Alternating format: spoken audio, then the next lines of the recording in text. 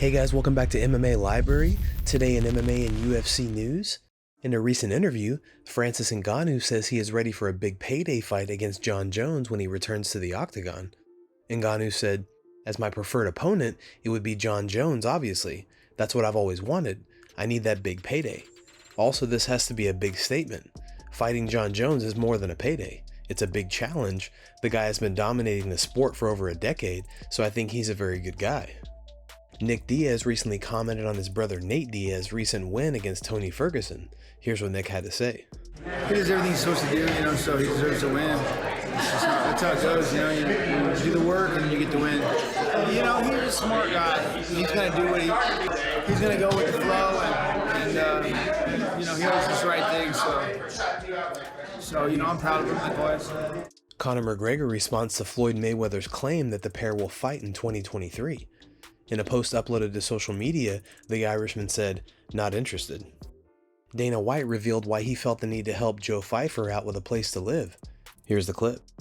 You've mentioned what this show does for people in the past, like Sean O'Malley and guys like that have come off with sort of big attention. But this season in particular, I feel like 17 years old, Bo Nickel, you've got some guys who are coming in the UFC who've almost already got storylines that are going to have fans talking about them. Joe Pyfer as well. Like, have you seen the metrics for guys like that? And this is the first season that when we put on fights now, these fights start trending worldwide, like our pay-per-views do or our big fights. So it's never happened until this season, where like tonight during that fight we were trending number 4. We got up to number 4 tonight worldwide. I mean, this just started this season.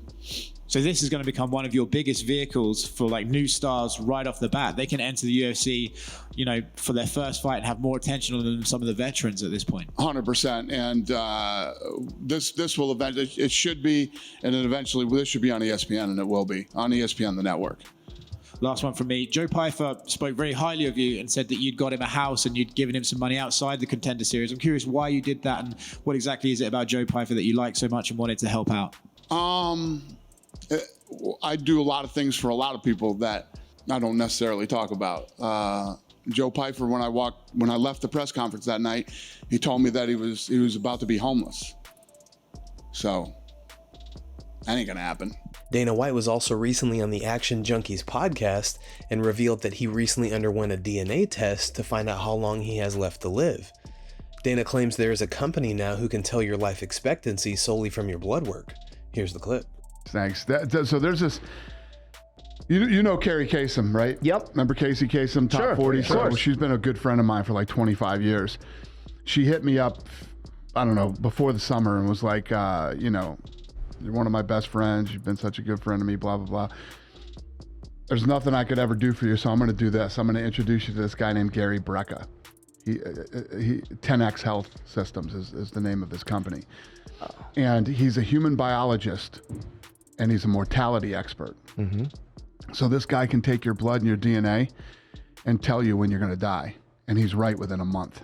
Whoa. You're killing me right now. How crazy is that? That's crazy. So I would be scared to do that. Obsessed. I had to know. Really? Yeah. So he actually gave you a timeline?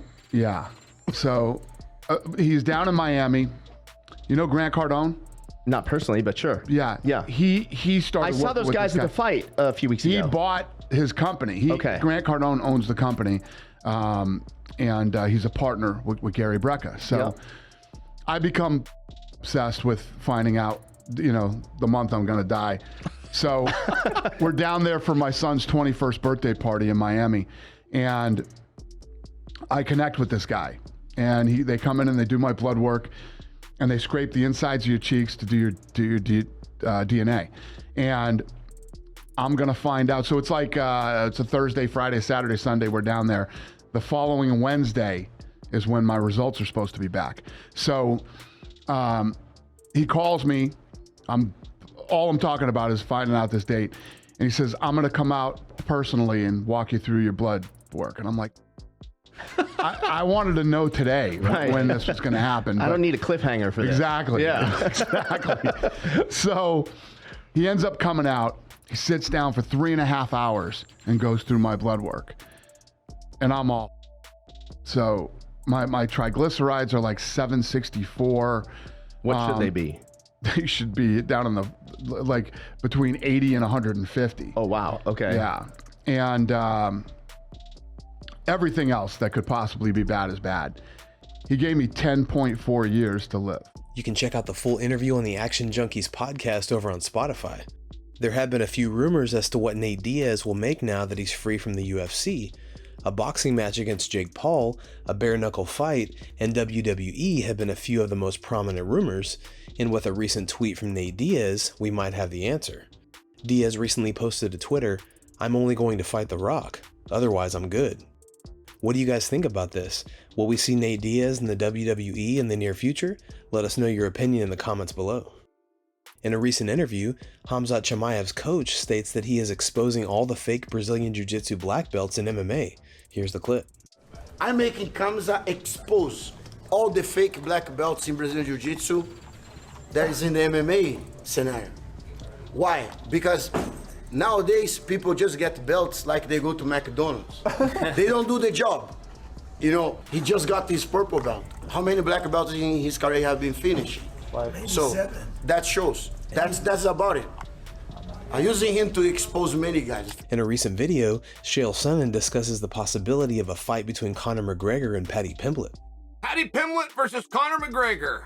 Biggest pay-per-view in the history of the UFC, end quote. Pimblett said these words. Now, there's a lot happening there and it's not as obvious as you think. Pimblett versus Conor McGregor simply is not going to happen. And it's not going to happen for a number of reasons. And Paddy is not wrong to think his ability to bring attention in conjunction with Conor's ability to bring attention equals success. That fight's a miss for a couple of reasons, largely just the age. Now, I'm not against Paddy saying it, not at all. I'm very pro Paddy. There was a time over here, guys, I wasn't going to say his word. I wasn't going to say his name again. I was done with Paddy. He's a young guy. He doesn't get it. He doesn't understand what we're doing here. He's out of the club. Chael's rules. Well, gotta take those back. Paddy has completely changed my mind with his last fight. Now, not only was the performance eligible for a guy who could be a future world champion, not only that, his interview. I mean, in all fairness, knowing what Paddy was dealing with going into that contest, Paddy was professional. This is one thing I didn't think he was. See, I thought this is a kid. This guy doesn't know what he's doing. He's got a big mouth and a couple of skills. And if you put him with some club fighters, like you got to do with a lot of the British guys, because they're terrible, he can be around for a little bit on an undercard. I really thought these things. I don't, not one of those things do I think now. Anderson Silva recently joined Ariel Helwani for an interview where they discuss what the future holds for Silva before going on to speak about his upcoming bout against Jake Paul. When you're 50, do you think you'll be fighting? I don't know. I think I go fighting with my grandchildren in the home because he's born now. He's a baby. He have 3 or 4 weeks. Wow. 5 weeks. You're grandfather now, Anderson. 5 weeks. Yeah. Yeah, I'm grandfather. Wow. And I go fight with him. You know, destroy the whole house. You know, drop the bombs in the house and doing the crazy things inside the house. Okay, so do you have an age that you want to go to 49? Like, have you thought about that?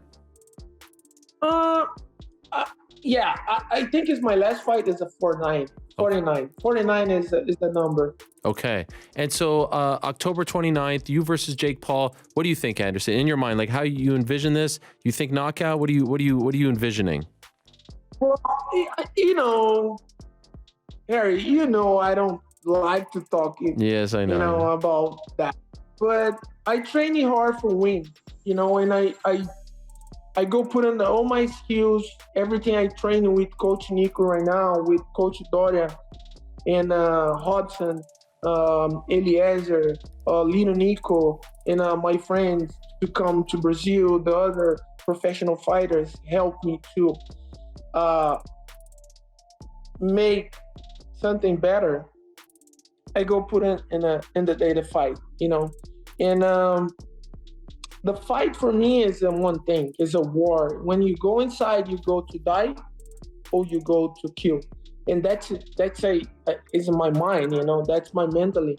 And is my mission is go to win. Guys, thanks so much for checking out the video. If you like the content we do here on this channel, don't forget to like and subscribe to MMA Library for all the latest MMA and UFC news. We'll see you in the next video.